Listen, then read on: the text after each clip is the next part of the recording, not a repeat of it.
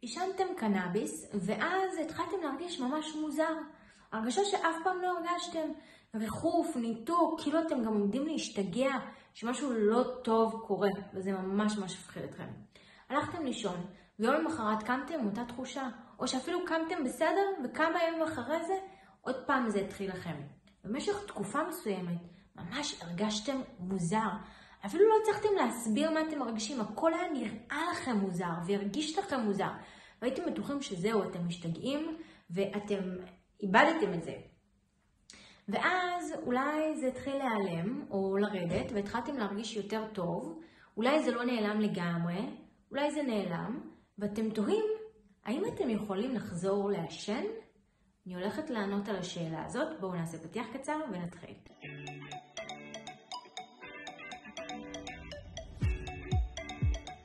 שלום וברוכים השבים לערוץ היוטיוב שלי, אני בר הדדי ואני מאמנת להתמודדות עם חרדה, דיכאון, דפרסונליזציה ודה-ריאליזציה. והיום בסרטון אני רוצה לענות על השאלה האם אפשר לחזור לעשן. אז קודם כל המצב הזה של להתחיל לחוות ניתוק, זה נקרא גם דפרסונליזציה, דה-ריאליזציה, או חרדה מאוד מאוד גדולה, או בכלל חרדות, או התקפי חרדה, או חרדה מתמשכת אחרי עישון של קנאביס, זה דבר מאוד נפוץ. הסיבה לכך זה בדרך כלל כמות THC גבוהה מאוד, שנכנסת בזמן מאוד מאוד קצר, שהבן אדם אין לו קיבולת להכיל כמות כזאת, זאת אומרת הגוף שלו לא רגיל לכמויות כאלה בזמן כזה קצר, הוא לא מצליח לפרק את החומר בזמן הקצר הזה, את הכמות הזו בזמן הקצר הזה שיש מולו, ונכנסים להתקף חרדה, שזה יכול להרגיש כמו תחושה של הניתוק, של ריחוף, ומה שקורה באותו רגע זה שהתחושה הזאת היא מאוד מאוד טראומטית, תחושה של איבוד שליטה, של אני משתגע, שם נפתחים כל מיני פחדים וחששות עם מחשבות טורדניות, ואפשר אחר כך להרגיש את זה שוב. זאת אומרת, בבוקר למחרת אפשר לקום עם התחושה הזאת, או שזה ייעלם, וכמה ימים אחרי זה פתאום יופיע עוד פעם. מכיוון שנפתחו כל מיני טריגרים, פחדים שמתבססים על החוויה הטראומטית שהייתה, שבעצם איבדתי שליטה, לא הבנתי מה קורה לי. ועל החוויה הזאת הם מתבססים, ושם יש חוויה טראומטית שיצרה פחד, שיצרה תחושה של אני לא מוגן, אני לא בטוח יותר, אני לא מרגיש יותר בטוח ומוגן, ועל זה נוצרת התחושה הזאת. ואז לפעמים יש הקלה בתחושה, כי בתוך התחושה עצמה, כשהיא מאוד מאוד חזקה, אף אחד לא חושב בכלל על לעשן שוב, הדבר הכי מפחיד בעולם, אבל אחר כך יש איזושהי הקלה, או שזה נעלם, ואנשים תוהים, האם אני יכול לחזור לעשן? האנשים שבדרך כלל טועים את זה, זה אנשים שזה היה חלק מאוד חשוב בחיים שלהם, אולי כי כל הסביבה שלהם כזאת, אולי כי זה חלק מאוד חשוב בחיים שלהם. כל עניין לגופו, וכמובן אני לא פה לשפוט או להתערב, באופן כללי, קנאביס זה לא דבר שמומלץ, נכון, לעניינים רפואיים, לפעמים מסיבות מסוימות, אבל זה יוצר השפעה על המוח שלא כדאי לצרוך את זה באופן קבוע, ובכלל באופן כללי, על פי המחקרים, לא כזה כדאי לצרוך קנאביס. אבל אני לא נכנסת כאן באמת לעניין של לשפוט או להטיף, או כל אחד יעשה מה שהוא רוצה. אני באה לענות רק על השאלה, על האם אפשר, כדאי, מותר לחזור לעשן. אז התשובה היא כזו, תראו, בגלל שנוצרה חוויה טראומטית תחת השפעת הקנאביס, ברגע שאתם תעשנו, בהכרח יהיה התקף חרדה. אז קודם כל מה שצריך לפני שמעשנים זה כלים להתמודדות עם התקף חרדה, מכיוון שיהיה התקף חרדה ואני צריך לדעת מה אני עושה. ואם התקף חרדה זה מאוד מאוד יפחיד אותי, זה יצא משליטה ואני מתחיל להרגיש מנותק. אנחנו לא רוצים ליצור עוד חוויה טראומטית, לכן חשוב שיהיו לנו כלים להרגעה שאנחנו נוכל לעשות אותם מההתחלה. דבר שני, אנחנו עושים גם חשיפה הדרגתית, זאת אומרת, אני לא עכשיו יאללה אלך ופשוט יעשן עם החברים, אלא אני קודם כל אעשה את זה בסביבה שהיא נוחה לי, שאני מרגישה בה בנוח, אם זה עם חבר מאוד מאוד קרוב, או אם זה לבד, או אם זה עם כמה חברים שאני סומכת עליהם ומרגישה איתם בנוח ובטוח, ושם אני בעצם אעשן, וכמובן בכמות מאוד מאוד קטנה, רק בשביל לחשוף את עצמי וללמד את המגדלה שלי שזה לא מסוכן. דבר שלישי, והכי הכי הכי חשוב, לפני בכלל שאנחנו הולכים ועושים חשיפה הדרגתית וכלים להתמודדות עם חרדה וכל הדבר הזה, הדבר הכי הכי חשוב הוא לטפל קודם כל בחוויה הטראומטית. יש לנו חוויה טראומטית שנצרבה בתת המודע. המגדלה שלנו, החלק הזה במוח שאחראי, אני אתן לכם גם הסבר, יש לנו פה את האמיגדלה כאן. האמיגדלה היא זו שאחראית על ההישרדות שלנו, והאמיגדלה היא אוספת מידע. זאת אומרת, היא אוספת מידע לפי דברים שחווינו, ראינו, שמענו, ולפי זה היא אוספת מידע מה מסוכן, מה לא מסוכן. ובגלל שחווינו תחושה של איבוד שליטה, והיינו בטוחים שאנחנו משתגעים, עומדים למות ועומד לקרות לנו משהו מאוד מאוד רע, לכן האמיגדלה שמרה את המידע הזה, על כל מה שהיה שם, היא אומרת, אוי, זה מסוכן. ולכן בכל פעם שאנחנו נחשפים לדברים שהיו שם בחוויה הזאת שהרגשנו שאנחנו עומדים למות, האמיגדלה תיכנס לפעולה ותפעיל את החרדה. ולכן האמיגדלה נמצאת בתת המודע, שם נמצא המידע הזה. לכן לפני שאנחנו בכלל עושים חשיפה הדרגתית, ולפני שאנחנו בכלל הולכים לוקחים כלים לטיפול בחרדה או לא משנה מה ומתחילים להיחשף לזה, דבר ראשון מה שאנחנו צריכים לעשות זה לטפל בתת המודע שלנו על מנת לשנות את החוויה הטראומטית. יש כל מיני דרכים לטפל בזה. כמובן שאנחנו מתחילים לטפל בחוויה הטראומטית בתת המודע רק אחרי שאנחנו במצב יותר טוב, טיפלנו במחשבות הטורדניות ויש באמת איזושהי הקלה, ואז הטיפול בתת המודע הוא באמת מאוד מאוד פשוט וקל.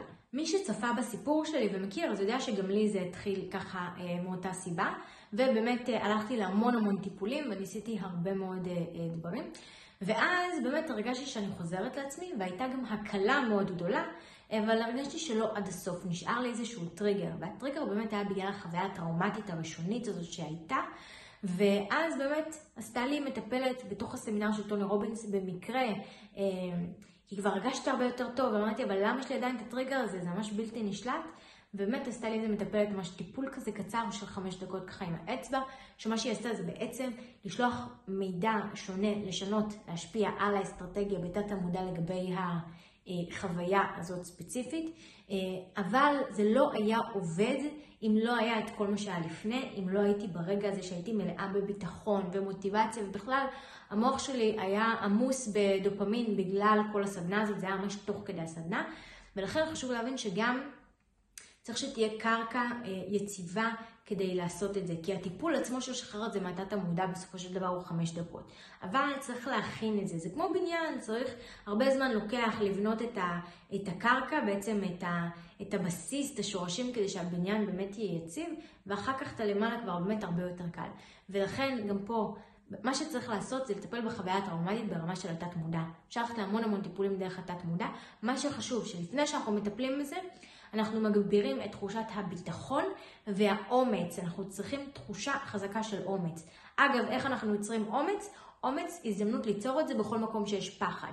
אם יש פחד, יש לי הזדמנות לעשות משהו אמיץ. בעצם להתגבר על הפחד, וכשאני מתגברת על הפחד, אז אני מרגישה אומץ. כי אומץ זה בדיוק ההפך של פחד.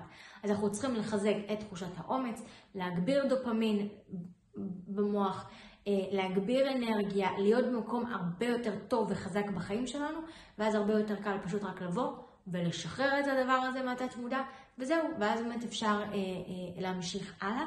אז חשוב שתדעו, לפני שאתם חוזרים לעשן, אל פשוט תחזרו לעשן ותגידו, יהיה בסדר, מכיוון שהמוח פשוט באמת יפעיל את המנגנון הזה. כבר שמעתי על מקרים של אנשים שכבר, זהו, הניתוק היה מאחוריהם כבר כמה שנים קדימה, כבר בכלל שכחו מזה, לא עניין אותם, ובכלל לא ישנו, ויום אחד חברים שכנעו אותם, בוא, שב, תעשן, די, לא קרה לך כלום, הכל בסדר, הכל בסדר.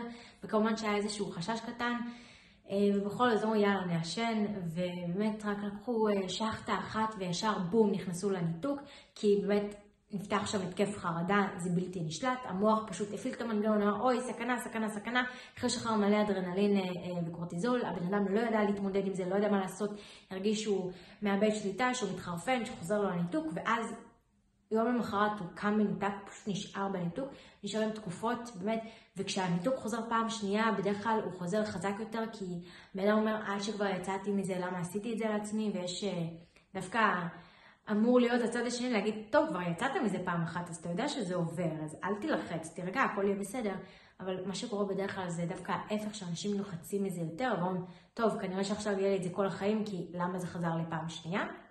הם לא מבינים שבעצם היה להם טריגר בתת המודע שהם לא טיפלו בו, ופשוט הלכו ונחשפו באופן אקטיבי לטריגר הזה בלי שום הכנה, בלי לטפל בזה לפני. אז אם אתם רוצים לחזור לעשן, קודם כל לטפל בחוויה הטראומטית, כשאתם באים הרבה ביטחון ואומץ, כמובן שבדרך כלל עושים את זה במסגרת של הטיפול, לפני שמטפלים בחוויה הטראומטית דרך התת מודע, אחר כך עושים חשיפה הדרגתית, כשיש לכם כלים להתמודדות עם חרדה, וכך לאט לאט מלמדים את האמיגדלה שזה בסדר. אגב, זה אותו דבר לגבי כל דבר ולא רק לגבי קנאביס. לגבי קנאביס בדרך כלל השאלה הזאת הרבה יותר נפוצה, באמת לגבי כל דבר, וככה אפשר לחזור לכל מה שאתם היום נמנעים ומאוד חשוב לכם להיות מסוגלים לחזור ולעשות את זה.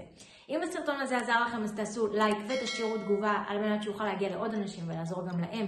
אם אתם עדיין לא עוקבים אז לחצו עכשיו הירשם כמנוי ותעקבו אחריי וניפגש בסרטון הבא. ביי!